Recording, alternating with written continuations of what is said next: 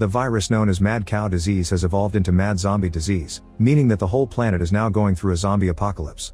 There are no military or governments left, only survivors who try their best to find safe spots. The virus makes zombies extremely violent, hungry, and therefore dangerous. It's not advised to grow attached to other survivors since everyone is out to get you or will end up becoming zombies as well, resulting in some people using their city of origin as nicknames. Columbus explains he's decided on a few rules to survive the apocalypse after seeing people fail over and over again. The first one is cardio because to be in shape is needed to run away from zombies. The second one is the double tap, which means making extra sure the zombie is actually dead after hitting it because they often retaliate. The third one is being careful in the bathroom because the zombies have gotten smarter and know they can get vulnerable people there. The fourth rule is to fasten the seatbelt since car accidents are more common now. 2 months after the initial outbreak, Columbus is at a gas station in Texas. He tries using the bathroom but sees a bloody fingerprint on the door and steps back right before a zombie bursts out. Columbus immediately runs away and the noise attracts a second zombie that joins the chase. All the cardio training makes Columbus fast and he reaches his car only to drop the keys, so he does another lap around the parking lot to keep the zombies at a distance. Then he finally gets in his car. After fastening the seatbelt he drives away, only for a zombie to appear in the backseat. The zombie tries to bite Columbus, who struggles to stop the zombie and causes the car to crash against a building. This sends the zombie flying through the windshield, and Columbus is happy for his seatbelt. Unfortunately the zombie is still not dead, so Columbus shoots it through the window and comes out of the car for a second shot to follow the double tap. As he sits down to rest, Columbus defecates in his pants because of his irritable bowel syndrome. The next day, Columbus continues his trip on foot and shares another rule: travel light. He's going to Ohio hoping to find his shut-in parents still alive. At that moment he sees a strange black truck coming. It has white threes painted on it and a cowcatcher on its front. Columbus moves out of the way before the truck stops and the driver Tallahassee comes out. Both men stare at each other with their weapons out until Columbus asks for a ride with a gesture, and Tallahassee allows him in his truck. As he gets in, Columbus checks the backseat because he's added that to his rules after last night. He also tries to chit-chat and learn more about Tallahassee, who says he doesn't do friendship. A brief flashback shows Tallahassee attacking zombies with chainsaws, so he should be a good companion to have. However, he also has an obsession: to find a snack called Twinkie. After a few hours of traveling, they find a crashed company truck and Tallahassee wants to check it out. Following his rules, Columbus limbers up before following him in case of an attack. They open the truck and lots of snacks come out but no Twinkies, which makes Tallahassee furious. Afterward they look for a restroom and Columbus checks every stall before doing his business. He admits he has lots of phobias, including clowns. In fact he sees one climbing under the door, but it's just a trick of his imagination. Then he remembers how it all started. Before the outbreak, Columbus spent all his time in his room eating fast food and playing World of Warcraft. One evening, he heard desperate knocking on his door and opened it to discover his neighbor 406. She rushed inside as she explained that a sick-looking homeless man bit her when she was walking home and now she was too scared to be alone in her apartment. Columbus allowed her to spend the night and they fell asleep on the couch. Later Columbus woke up to discover 406 became a zombie. She started chasing him around the apartment and Columbus hid in his room, closing the door only to hurt her leg in the process. This didn't stop 406, who pushed her way in and followed him to the bathroom. Columbus tried trapping 406 with the shower curtain but she just pierced through it with her tongue. Next he threw a bunch of stuff at her and hit her with the toilet cover before running off. 406 went after him again, so Columbus had no choice but to hit her hard enough to actually kill her, which inspired the double tap. In the present, the duo has to move a bunch of cars out of the way so they can keep traveling. They talk about various subjects and when Tallahassee brings up intimacy, Columbus makes up a story not to look like a loser but he actually was never with a woman. In the middle of the road, they find a zombie feeding on a body, but Tallahassee just drives around them and hits the zombie with the car door on the way.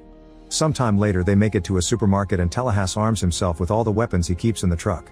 They enter the store and Tallahassee plays the banjo to lure the zombies out.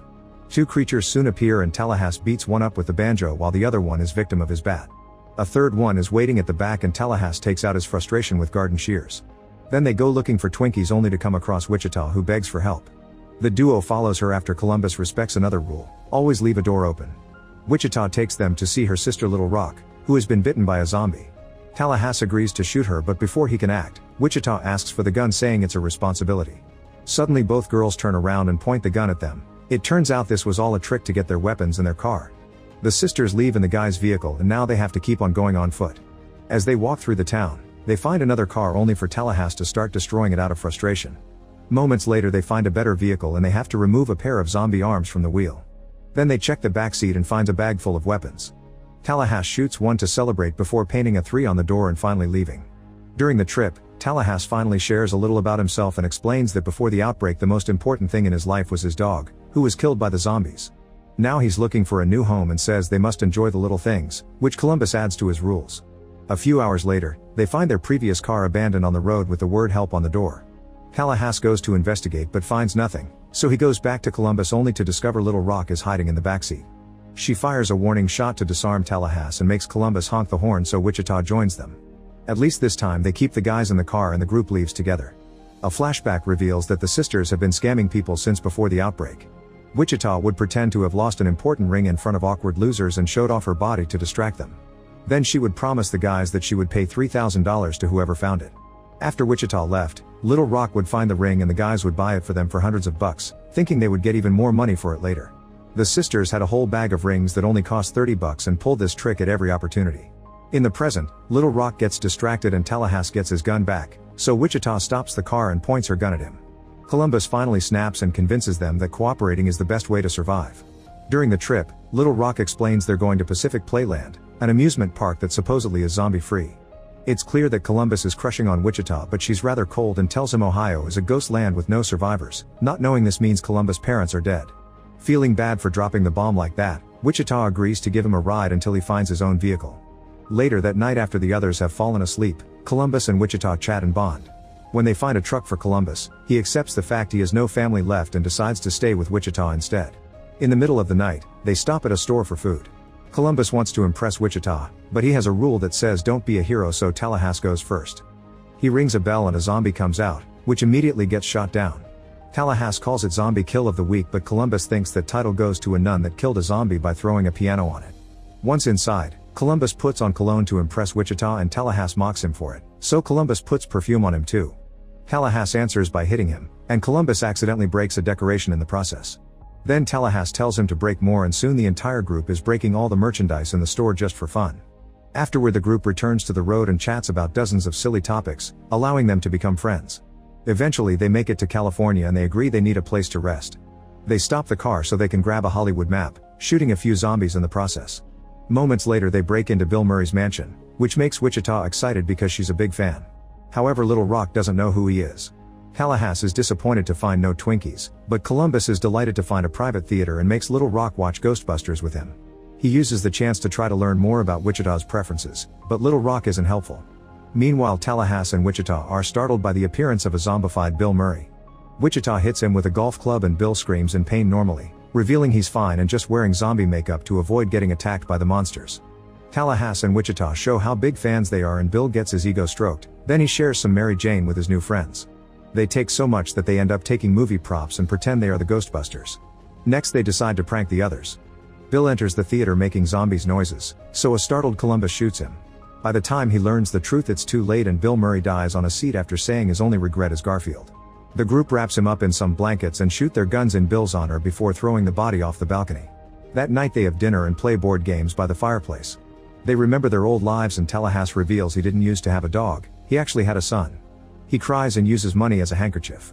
Moments later Tallahassee fires at random objects for fun and teaches Little Rock to be a better shooter.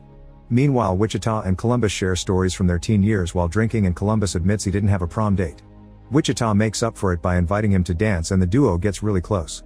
They are about to kiss but they're interrupted by Tallahassee, who kills the moment.